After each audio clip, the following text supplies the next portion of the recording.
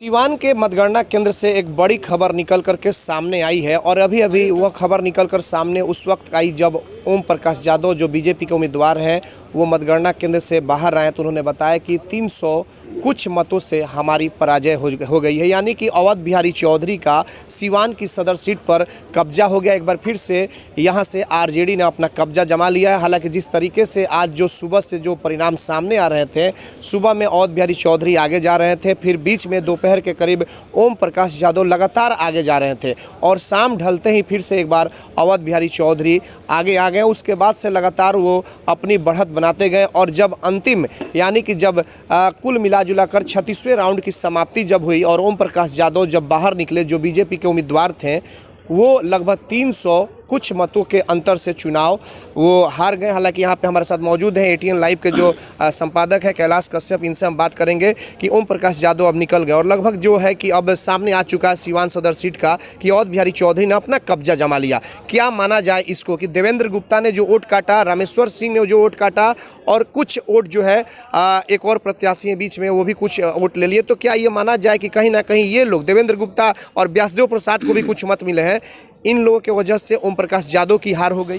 देखिए, ये सारी वजह अपनी जगह पे है, लेकिन आपको बता दें कि शुरू से जब ओम प्रकाश यादव को टिकट दिया गया था, पार्टी ने उन्हें अपना प्रत्याशी बनाया, उसी समय से पार्टी में कई खेमे दिखाई दे रहे थे और जो सदर विधायक थे व्यासदेव प्रसाद वो भी विरोध में आ गए, फिर भाजपा के देवेंद्र गुप्ता थे वो भी मैदान में आ गए और ये बड़ा कारण बना।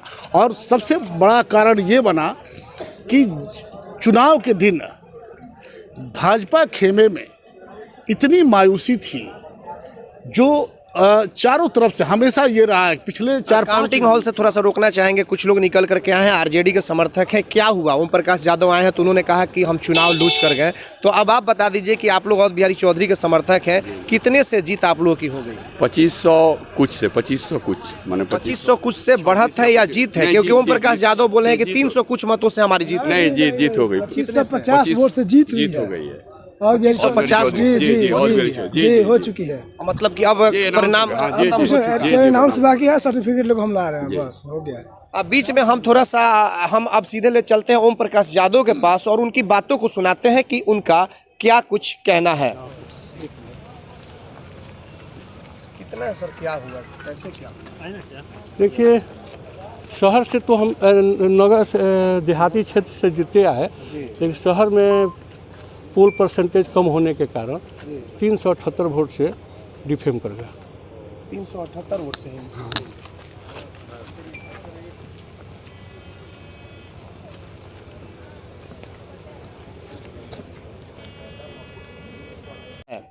आप बताइए कि क्या बोल रहे थे कि अभी बता रहे थे कि आखिर हार का कारण क्या रहा? तो हम जैसे आपको बताया कि हार का सबसे बड़ा कारण ये रहा कि भाजपा कई गुटों में, सिवान में भाजपा कई गुटों में बटा हुआ और उसका सबसे बड़ा खामियाजा ओम प्रकाश यादव को भुगतना पड़ा है कि चुनाव के दिन जो भाजपा का गढ़ माना जाता है, ये शहर के सारे बूथों को आप देख लेंगे तो 40% 41% से ज़्यादा कहीं ये आपको वोटिंग नहीं हुई थी, और जबकि यहाँ पे 60% वोटिंग होना चाहिए था।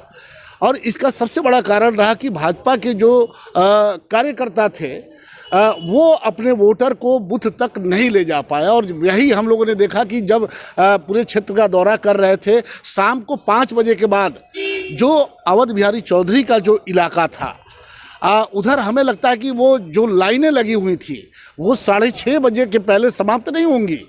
और यही वजह रहा कि आज ओम प्रकाश यादव को पराजय का मुंह देखना पड़ा। तो क्या लग रहा है कि अब अवध बिहारी चौधरी जिस तरीके से अपनी सीट निकालनी, हालांकि बहुत कम वोटों से निकला है, और जिस तरीके से जो बिहार के आंकड़े जा रहे हैं तो दिखाया जा रहा है कि 114 प्लस है। हालांकि अभी कहा जा रहा है कि तकरीबन 1.5 करोड़ जो वोट हैं वो अभी गिनती नहीं हो गई है। चुनाव आयोग ने भी वो प्रेस कॉन्फ्रेंस करके बताया, तो क्या कुछ इसमें कुछ बढ़त हो सकती है? वो ओवरऑल बिहार के लिए है, लेकिन यहाँ सिवान के लिए हम बता दें आपको कि सिवान का लगभग सब गिनती समाप्त हो चुका है।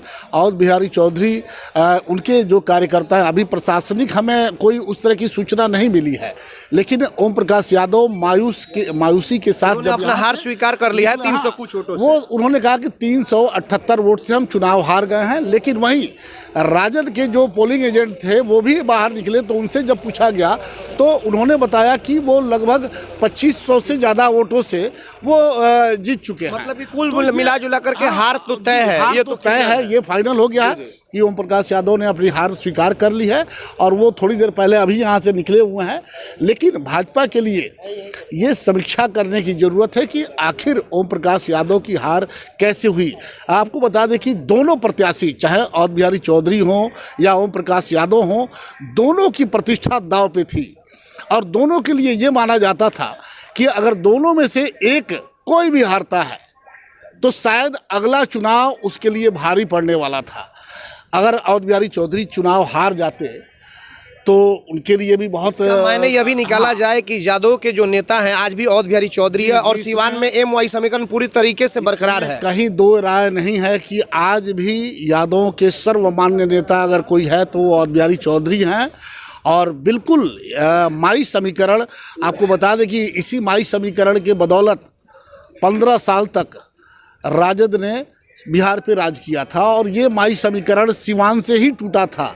और इस बार 2009 के चुनाव से टूटा था। ओम प्रकाश यादव निर्दलीय के तौर पे चुनाव लड़े थे, हिना साहब चुनाव हार गई थी। जी, और ये माई समीकरण इस बार सिवान में पुरजोर तरीके से दिखाई दिया। आपको चुनाव के दरमियान जब हम लोग घूम रहे थे क्षेत्र में तो ऐसा लग रहा था कि यादव और जो माइनॉरिटी है उनको लग रहा था कि हमारी सत्ता हमें वापस मिलने जा रही है। जो भीड़ का आंकड़ा दिखाई दे रहा था तेजस्वी के हर सभा में, उसको देखने के बाद यही महसूस ये लोग कर रहे थे कि और वाकई जिस तरीके से कांटे की टक्कर चल रही है, नीतीश कुमार को कोई बहुत ज़्यादा सीट, भले वो मुख्यमंत्री बन जाए, जोड़ तोड़ करके जो भी हो, एनडीए अभी थोड़ा सा आगे चल रहा है, लेकिन सरकार बनाने में अभी कई दिक्कतें आएंगी। बीजेपी चाहेगा कि हमारा मुख्यमंत्री हो। ये अभी से आप जब टीवी चैनल पे आप देखते होंगे तो बीजेपी के कई लोग कई भाषा बोलना शुरू कर दिए हैं कि भाई अब मुख्यमंत्री जो बड़ी पार्टी है, बड़े भाई उसका होना चाहिए। तो ये अभी बाकी है, अभी कल से। और जिस तरीके से बीजेपी ने बी प्लान करके अब गेम करते हुए एलजेपी को उतारा था, तो ये भी हो सकता है कि अब नीतीश कुमार भी गेम करेंगे, किसी भी हद तक जाएंगे। को जो लोग करीब से जानते हैं, नीतीश कुमार चुप बैठने वालों में नहीं हैं। आने वाले समय में हमें लगता है कि वो समय कल से शुरू हो जाएगा। नीतीश कुमार ने देख लिया है कि भाजपा ने पर्दे के पीछे, एक समय तो ऐसा लग रहा था कि भाजपा के चक्रव्यूह में नीतीश कुमार फंस चुके हैं। हालांकि वो अभी भी फंसे हुए हैं। उनकी जो सीटें आई हैं वो संतोषजनक नहीं है, उनकी सीटें बहुत कम हैं और आने वाले समय में ये उन पर ये चीज़ भारी पड़ने वाला है। तो अब कुल मिला के देखना है कि कल नीतीश कुमार भाजपा को लेकर के क्या उनकी स्ट्रेटजी रहती है, क्या करते हैं वो, किस तरह से सरकार बनेगी तो कौन कौन लोग मंत्री होंगे। अगर नीतीश कुमार फिर से मुख्यमंत्री बनते हैं तो पहले वाला वो जलवा नहीं रहेगा जो नीतीश कुमार पिछले 15 सालों से दिखाई दे रहा था। तो बिल्कुल आपने देखा कि ये प्रधान संपादक थे कैलाश कश्यप जी, और जिस तरीके से बातचीत चल रही थी और जैसे ओम प्रकाश यादव बाहर निकले, उन्होंने कहा कि हम चुनाव हार गए हैं। जैसे कि ओम प्रकाश यादव ने कहा कि 300 कुछ वोटों से चुनाव हारे हैं, लेकिन आरजेडी के जो समर्थक थे, जो पोलिंग एजेंट थे, जो अंदर गए हुए थे, उनका कहना है कि तकरीबन 2500 मतों के अंतराल से अवध बिहारी चौधरी सिवान की सीट पर कब्जा जमा लिए और एक बार फिर से सिवान में माई समीकरण बरकरार होता दिखाई दे रहा है। और ये अवध बिहारी चौधरी का इस बार जितना आगे चल करके बहुत कुछ राजनीति में उठापटक भी होगी। अवध बिहारी चौधरी आएंगे, उनसे हम बातचीत भी करेंगे कि आखिरकार क्या अब यह माना जाए कि अवध बिहारी चौधरी को जिस तरीके से चौथी बार, यानी कि 3 बार वो चुनाव भी हार चुके हैं तकरीबन 15 साल के बाद, और इस चौथी बार वो फिर से एक बार सिवान की सदर सीट पर अपना कब्जा जमाए हैं, तो क्या जिस तरीके से जो वादे किए थे